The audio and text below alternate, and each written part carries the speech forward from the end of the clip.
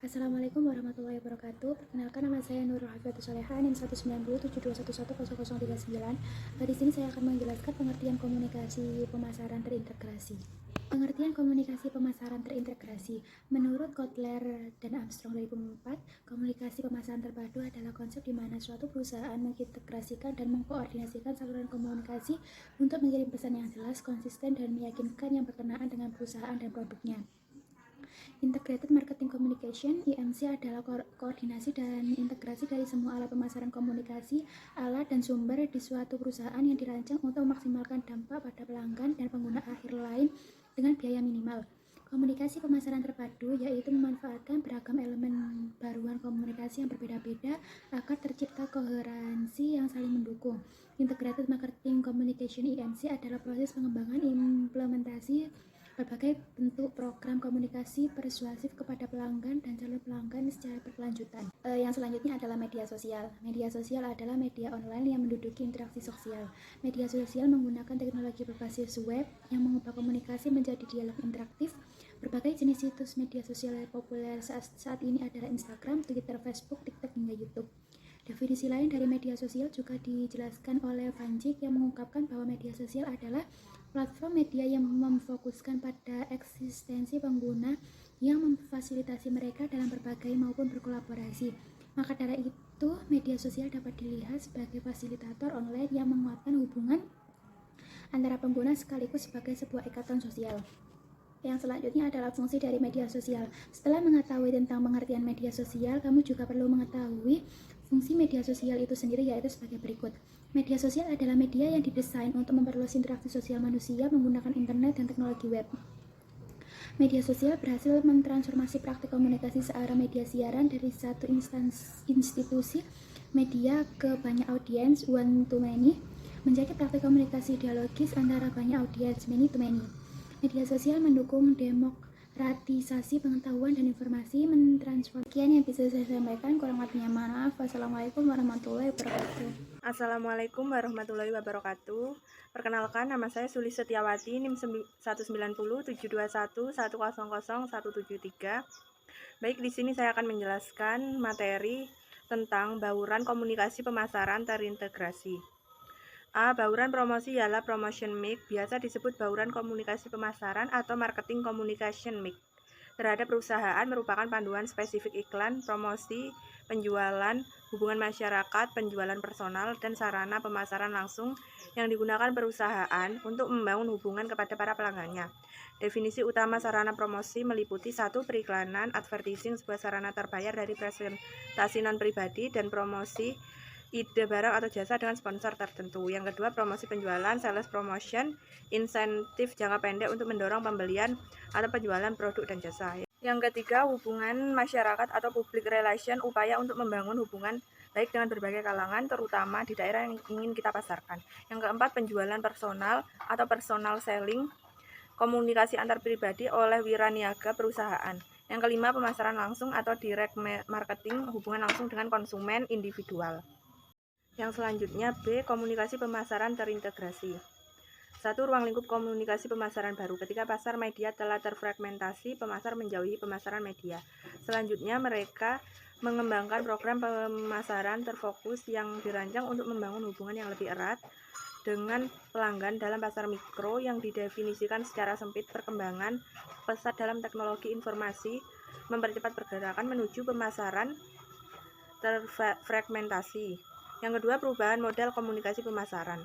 Perubahan yang menuju pemasaran terfragmentasi dan perkembangan pesat dalam teknologi informasi dan komunikasi saat ini telah memberikan dampak besar terhadap komunikasi pemasaran.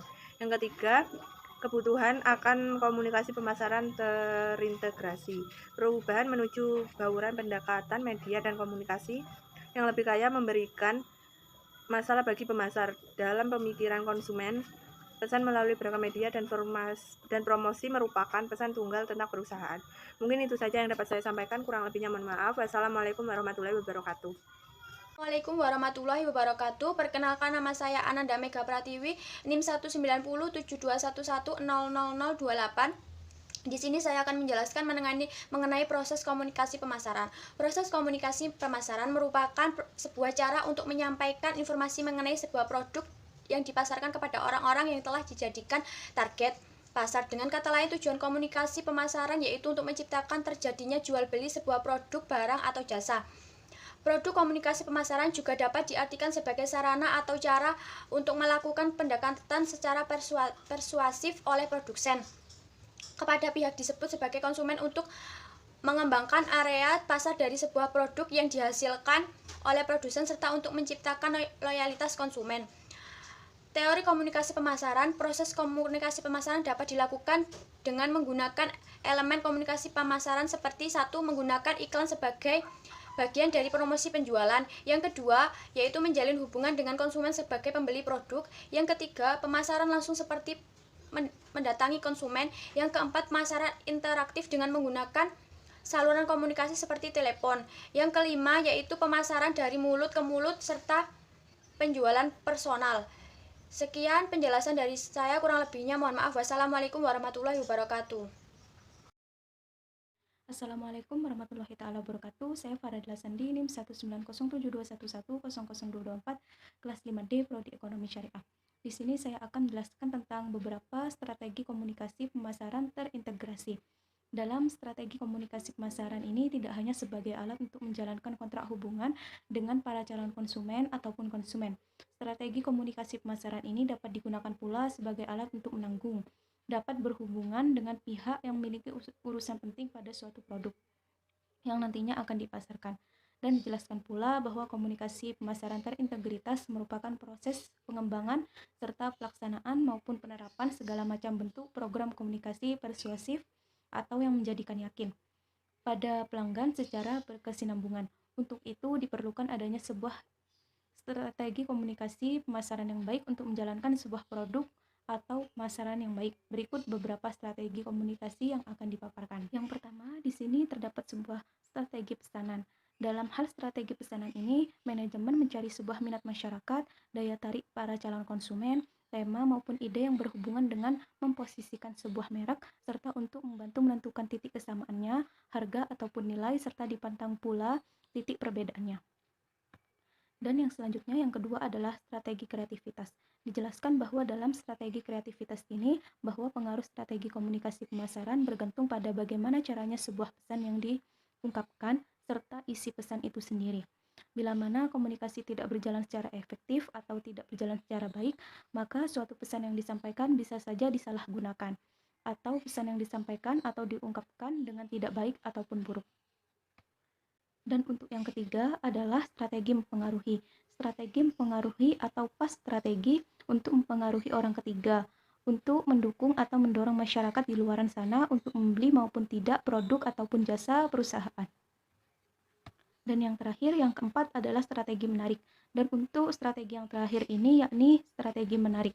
Dalam strategi menarik ini diperlukan adanya hubungan masyarakat untuk membangun atau diharuskan untuk mengembangkan kekuatan untuk menarik perhatian masyarakat. Strategi menarik ini digunakan dalam strategi pemasaran agar minat masyarakat dalam menggunakan produk jasa sebuah perusahaan tidak berpindah pada produk jasa yang lainnya. Mungkin itu saja yang bisa kami paparkan. Bila ada kesalahan mohon maaf. Assalamualaikum warahmatullahi wabarakatuh.